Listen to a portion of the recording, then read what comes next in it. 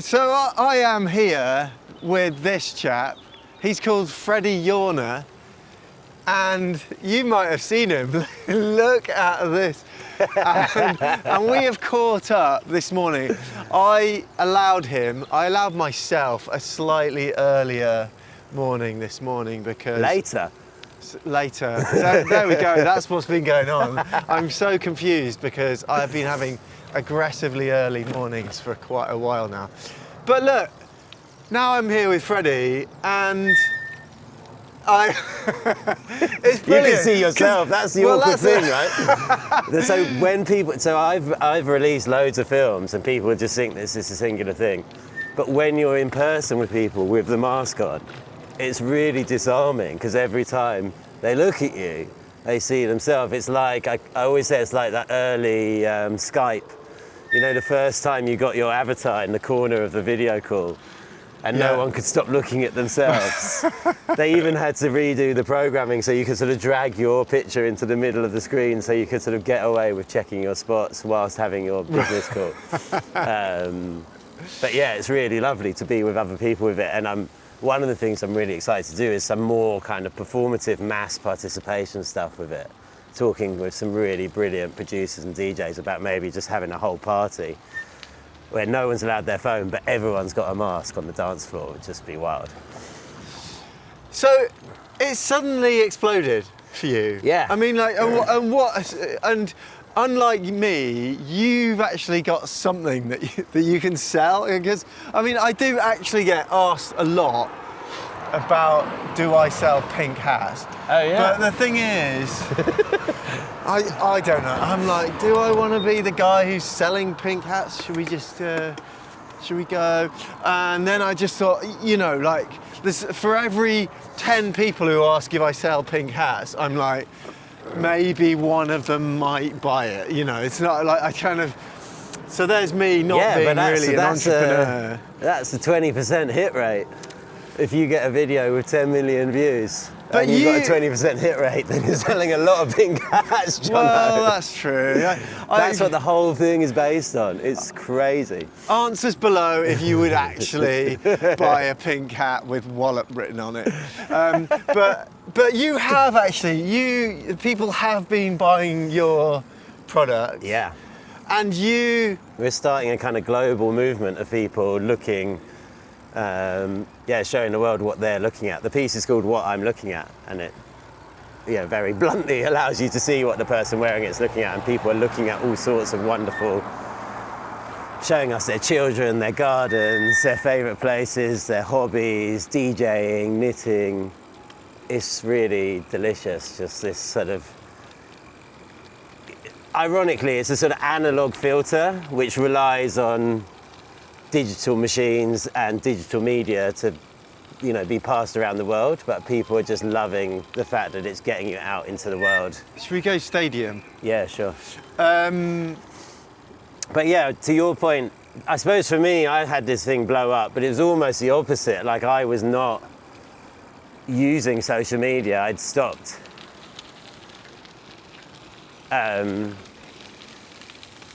I'd stopped using all my accounts for quite a long time. I'd not been very well. And then I started re-editing a lot of my old films. And we put this one out on New Year's Eve this year. And by 11:45, just before New Year's Eve, it had 1 million views. Wow. And then it just kept going like that. And then suddenly I was like, okay, I should sell these things. Everyone wants one. Everyone wants to do the thing. And how quickly did you manage to get? It took me a long time. It took me sort of 3 months. I didn't really get to take that momentum. Okay, so you had to kind of rebuild the momentum. No, I did a sign up, but you think you've got like 800 people who want one on your sign up list, and not that many people from that buy them. Yes, okay, yeah. But then I just had loads of other films, so I just kept putting stuff out. Yeah. So I sold 900, and they're all gone round the world. And sort of the last ones are probably arriving this week. Postage can be quite slow to get to Iceland, for example. Oh, really? So you've got some that have gone? Yeah, they're all over the place. I'm not shipping to Africa or Southeast Asia. or South America, places where the kind of follow-on shipping is quite complex and there's a chance. Just because I'm a solo person and getting involved in all that. You know, most people who start out just ship to US, UK, Canada, but I've gone sort of EU and all over the place. And it's so magic seeing the replies. And then, like I was just telling you, it turns out some famous people had bought them without me realising. So Dawn French went and bought one. It didn't even, like, I love that she didn't even mention. No, I didn't know oh, it. I'm Dawn French. I mean, and then she just put out this just jokes little video. I mean, Dawn French is magical. Of her just humming in her conservatory, and now that's been seen 28 million times. So I was always intending to do a next production run, and so I just opened up the form to do the second drop, and I do it as a pre-sale, so people are like a crowdfunder type thing, so people are buying them, and then I see how many have been bought, and then I order that many, and then they go out. And how many have you sold in total? Probably in total over the 2 sessions now about 3,000. This is just amazing, and that's, I mean, this is all within what kind of time? So I think I started selling beginning of April, January, February. Yeah. Started selling in April for a month, and then now I'm just selling in June for a month. So over three or 4 months. You are an artist, and what kind of artwork have you been producing prior to this? Prior to this. So I've been making these masks and other pieces for a long, long time, since 2017. This project started when I was at the Royal College of Art, probably back in 2007. Yeah. I was playing with faces and the selfie and breaking people up with mirrors and stuff. And then the rest of my work is usually about, you know, ironically, my bio for years has said I like holding a mirror up to the world, sometimes quite literally. And lots of people never really got that. And now everyone's like, oh, hi, you're the mirror guy. A lot of my work is about the notion of human progress and how mad and flawed that is, and about agriculture. My background's in design, and I come to realise that agriculture is sort of the biggest design thing in our world and has sort of 30% of the global greenhouse gas impact, so I make a lot of work about that. Okay. I do a mad thing every year where I try and become William Morris. For the arts and crafts guy. The arts and crafts guy, who was also basically started socialism in the UK, was kind of proto Zach Polanski. Okay. Right. So for 3 months, I grow my beard from the 1st of January to the 24th of March. And by the end of it, 24th of March is his birthday, and by the end of it, I look like him, and I do a kind of performance as him. So it's an incredibly varied practice, but contemporary art about ideas, usually about social progress and climate change and so on. But in a way, all of it has at its heart getting people to look differently, look at the world differently, without pulling out a kind of Apple slogan. And I suppose this is the absolute pinnacle of getting people to look at the world differently. But the thing with being an artist is, I feel like it's quite similar to acting. You're either one of the very few people who will do really well from it, or you struggle because it's really not an easy thing to make money from. Yeah. And how has that been for you, like, as an artist? Have you been able to kind of so I would say I've never really made any money from my art properly. Yeah. And you're saying successful. The weird thing is, I would have considered myself very successful. I got my work in the biggest museum in the world, MoMA in New York. Right. I've done events and shows in V&A and all over the place. But so much of that, there's just no money in the art. So unless you're in that, like you say, that top section of big commercial gallery. But I've known for a long time that these spaces are opening up where artists could start to try and sell direct and think about how to make money themselves. It's taken me a long time to dare to engage properly with the social media platforms, but this piece itself made me think, okay, this is a canvas itself. It's a new medium. Yes. And I need to treat it as its own medium and make work for that medium. So if I had a canvas, I'd do a painting. And if I've got Instagram, which gives me access to all the music the world's ever created, I can make beautiful films with great music. And that's what I've started doing. But what was your original question? I guess, so my question, look, so I'm kind of getting down to the hard facts, like, you know, being an artist, not an easy way. I mean, my father was an artist, he was a sculptor. Yeah, I've seen his beautiful sculpture of you. He did manage to make a living from it, but you know, it's not that easy. Should we go down there? I know that your friend's piece of artwork down here. Yeah, so, well, it's just here, yeah. But now you have been able to monetize this, and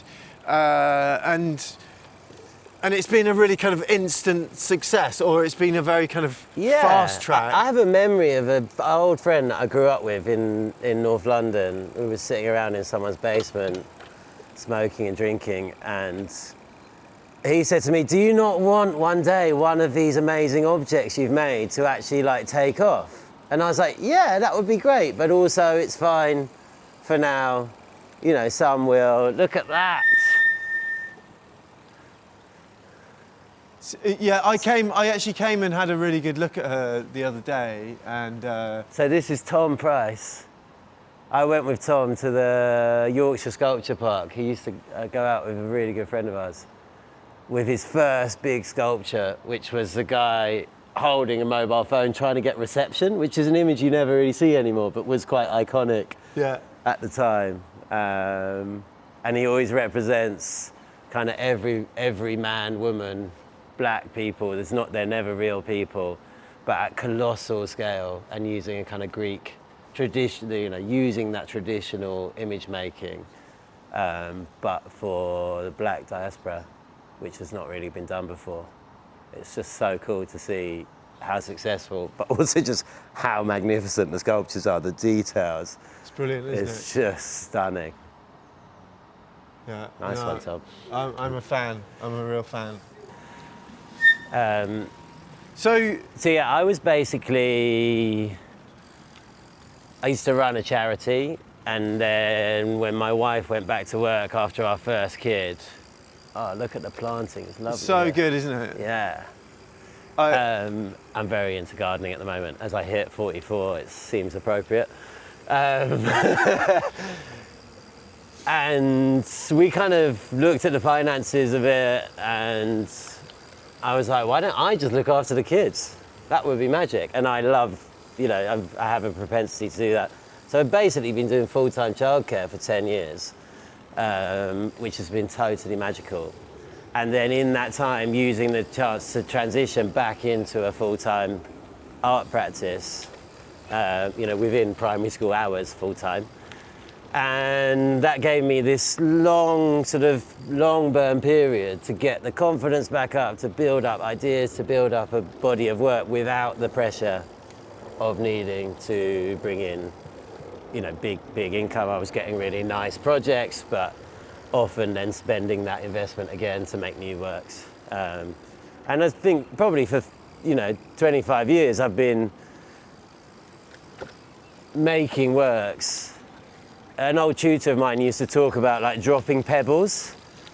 You know, so for me, my medium is ideas, and ideas that then follow along with material experimentation. This came about basically with an idea, and then 10 years of iterating it, and then coming across this idea of putting a mirror in my face and just being like, wow, that's magical. And yeah, I suppose if you keep throwing stuff at the wall long enough, something sticks, right? And so then Yeah. the social media element of it, or the thing that I'm just so excited about is, yes, it's great to like contribute to the family and bring in some income. I think it can be really shameful, basically, not making money. And that's been really good, and I think it's helped my mental health and my physical health in an extraordinary way, actually. But for me, the brilliance of selling all these masks is that they're all around the world. Yeah. And that more people are going to slow down and take time and look at things. And even the masks are all over, like Temu and AliExpress. Like, people have ripped them off almost immediately. Oh, really? Like an exact copy? Yeah, probably just out of the same factory, right, in a different door. Yeah. And at so little price. Okay. And so when I first saw that, I was like, oh no, and then I was like, oh, but this is just going to be, as an artwork, as a global artwork, I'm just like, well, that's fucking great. It's going to be more, so when Glastonbury Festival comes around in a year's time, will there be hundreds of people with mirror masks? And maybe only 20% of them would have bought them from me. But still, that's just a magnificent thing for me as an artist. So it's a joint thing. But yeah, so it's been, I just have to thank my wife. She's just been amazing at giving me the space to make the work that could then, become a career. Yeah. And that's happening in all the other domains of my output as well. Not in this sort of, bam, contemporary way that this has come off. But then those other works were not made for that medium. They're slower, performative. Some of them take 3 months to come off, like the William Morris stuff. But all of that, I'm writing a book. It's all coming to fruition. And I would say the majority of that has come because we gave ourselves the time for me to look after the kids and to build that up slowly.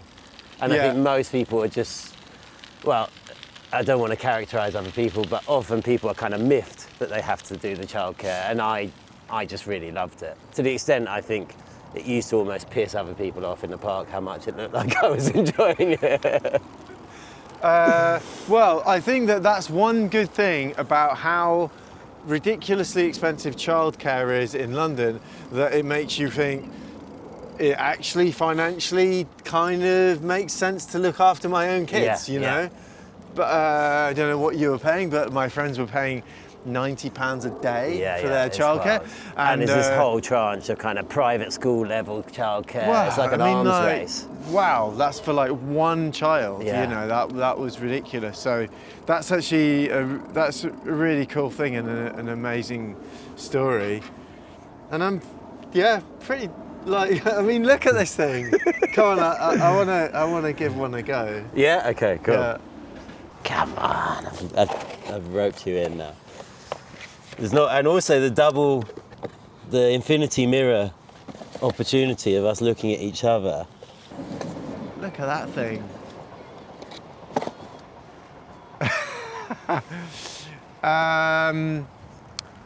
Let's try cycling. We'll see how completely lethal it is and whether we are. Whether our lack of peripheral vision is going to land us in some kind of scrape. We could also get a bit of reverse vision, maybe.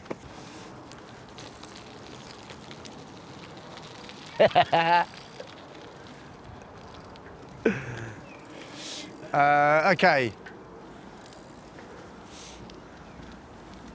And so with your app, you use an app to sell it through, and that makes a little ping. Yeah, Shopify, which most online stores are powered by Shopify. You're right. There's an ad there. And it makes this ka-ching noise, like a sort of children's cashier. And my kids get very excited every time it does a ka-ching, and it literally hits a little dopamine thing. But the terrible thing is it becomes addictive. So like, you get an amazing day where you might sell, say, 500. And then like yesterday, I think we sold 76 masks. I went to bed a little bit disappointed. It's dreadful how quickly the goalposts move. I'm like, 76 is amazing. Oh, no. That's weird, isn't it? You've got to hold on to the bigger picture and how wonderful okay. it all is, and not try and become some dreadful kind of Jeff Bezos character. Right. Do you think that's in us all? I don't. I think it might be in me. Oh, I don't think it's in us right. all. I've always been very entrepreneurial and competitive. I'm a like a champagne socialist private schoolboy. Okay. It's been drummed into me. So hang on.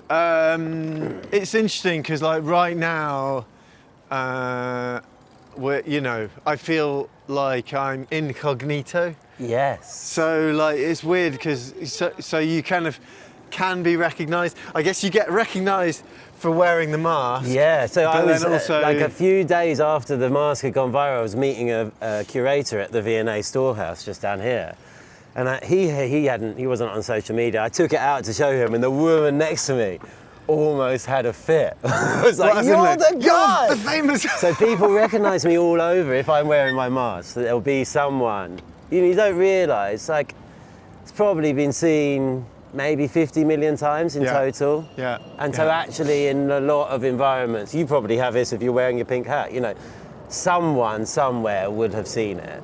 But yeah, the other thing I think that you're hinting at is a lot of people mention that you could almost overcome like facial recognition wearing these things. Oh, okay, right, yeah, no, actually, I didn't even know, that wasn't something I thought of. But, no, me either. But that is actually really interesting. Yeah, and that's one of the lovely things of putting out into the world, right? All these things you haven't thought of, perspectives that you've thought of, and then someone gives you this completely other one of something that you thought you'd already thought through really well. Yeah. Has been great. Well, look, Freddie, thank you. Not at all, thanks so thank you. much It's for been so fun. showing me this, and it's been just mega to meet you. Look, everyone's turning up, starting to go to work via Stratford. I know, yeah, people just starting to go to work now. Mask off. Do you remember that film? Terrible. Was that The Mask? With the mask, okay.